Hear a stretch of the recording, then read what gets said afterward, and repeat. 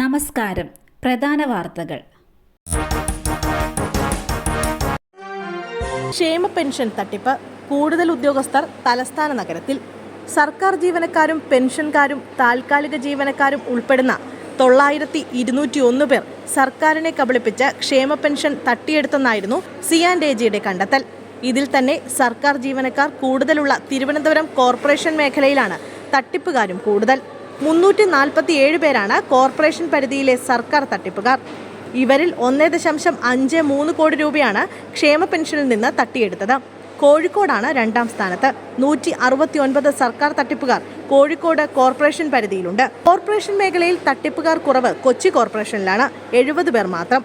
185 സർക്കാർ തട്ടിപ്പുകാരുള്ള ആലപ്പുഴ മുനിസിപ്പാലിറ്റിയാണ് ഈ വിഭാഗത്തിൽ മുന്നിൽ. രണ്ടാമത് തിരുവനന്തപുരം നെയ്യാറ്റിൻകര മുനിസിപ്പാലിറ്റിയും. രോഗിയുമായി പോയ ആംബുലൻസ് പത്തനാപുരത്ത് KSRTC ബസ്സുമായി കൂട്ടിയിടിച്ചു. കലഞ്ഞൂരിൽ KSRTC ബസ്സും ആംബുലൻസും കൂട്ടിയിടിച്ച് അപകടം. പുനലൂർ മൂവാറ്റുപുഴ സംസ്ഥാന പാതയിലാണ് അപകടമുണ്ടായത്. രോഗിയുമായി പോയ ആംബുലൻസ് KSRTC ബസ്സുമായി കൂട്ടിയിടിച്ചാണ് അപകടം. 8 പേർക്ക് പരിക്കേറ്റു. ഇവരെ പത്തനാപുരത്തെ സ്വകാര്യ ആശുപത്രിയിൽ പ്രവേശിപ്പിച്ചിരിക്കുകയാണ്. കോതമംഗലത്ത് കാറുമായി കൂട്ടിയിടിച്ച് പാൽവണ്ടി റോഡിൽ മറിഞ്ഞു. പിന്നാലെ വണ്ടിയിൽ നിന്നും പുക. കോതമംഗലം കുത്തുകുഴിയിൽ പാൽ കയറ്റി വന്ന വാഹനം കാറുമായി കൂട്ടിയിടിച്ചു. നിയന്ത്രണം വിട്ട പാൽവണ്ടി റോഡിൽ മറിഞ്ഞു. വാഹനത്തിൽ നിന്ന് അനിയന്ത്രിതമായി പുകയുണ്ടായത് നാട്ടുകാരെയും വഴിയാത്രക്കാരെയും ആശങ്കയിലാക്കി. വണ്ടിയുടെ എഞ്ചിൻ ഓഫാക്കിയപ്പോൾ പുക താനെ നിന്നു. നേര്യമംഗലം ഭാഗത്ത് നിന്ന് കോതമംഗലം ഭാഗത്തേക്ക് വന്ന പാൽവണ്ടി എതിർദിശയിൽ നിന്നെത്തിയ കാറുമായാണ് കൂട്ടിയിടിച്ചത്. അപകടത്തിൽ ആർക്കും പരിക്കില്ല.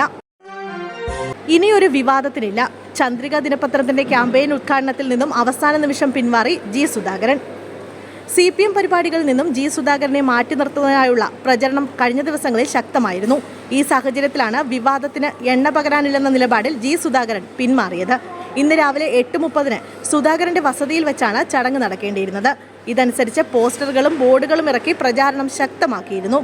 എന്നാൽ ഇന്ന് രാവിലെ സുധാകരൻ വിളിച്ച പുതിയ സാഹചര്യത്തിൽ ക്യാമ്പയിൻ ഉദ്ഘാടനം ചെയ്യുന്നതിലുള്ള പ്രയാസം പങ്കുവച്ചു. ഇതനുസരിച്ച് പരിപാടി മാറ്റിവെച്ചതായി സംഘാടകർ അറിയിച്ചു. സുധാകരനെ സമീപിച്ച് മറ്റൊരു സമയം വാങ്ങാനാണ് സംഘാടകരുടെ തീരുമാനം. തൃശൂരിൽ കഴുത്തിൽ കയറുകൊണ്ട് കുരുക്കിട്ട് കിണറ്റിൽ ചാടി വയോധികൻ മരിച്ചു. വടക്കാഞ്ചേരി മാരാത്തുകുന്നത്ത് കഴുത്തിൽ കയറുകൊണ്ട് കുരുക്കിട്ട് കിണറ്റിൽ ചാടി വയോധികൻ മരിച്ചു. മാരാത്തുകുന്ന് ഉന്നതിയിലെ തൊട്ടേക്കാട് 73 വയസ്സുള്ള ചന്ദ്രനാണ് ജീവനൊടുക്കിയത്. ഇന്ന് രാവിലെ 9:30ഓടെയായിരുന്നു ദാരുണ സംഭവം. ഭാര്യയുടെ നിര്യാണത്തെ തുടർന്ന് ഉന്നതിയിലെ കൊച്ചുവീട്ടിൽ ഏകനായി താമസിച്ചു വരികയായിരുന്നു. ആദ്യകാലങ്ങളിൽ റെയിൽവേയുടെ മണ്ണ് കരാർ തൊഴിലാളിയായിരുന്നു ചന്ദ്രൻ. കയറിൽ കുരുക്കിട്ട ശേഷമാണ് കിണറ്റിലേക്ക് ചാടിയത്. സംഭവത്തെ തുടർന്ന് ഫയർഫോഴ്സ് എത്തി മൃതദേഹം പുറത്തെടുത്തു. വടക്കാഞ്ചേരി പോലീസ് സ്ഥലത്തെത്തി ഇൻക്വസ്റ്റ് നടപടികൾ പൂർത്തിയാക്കി.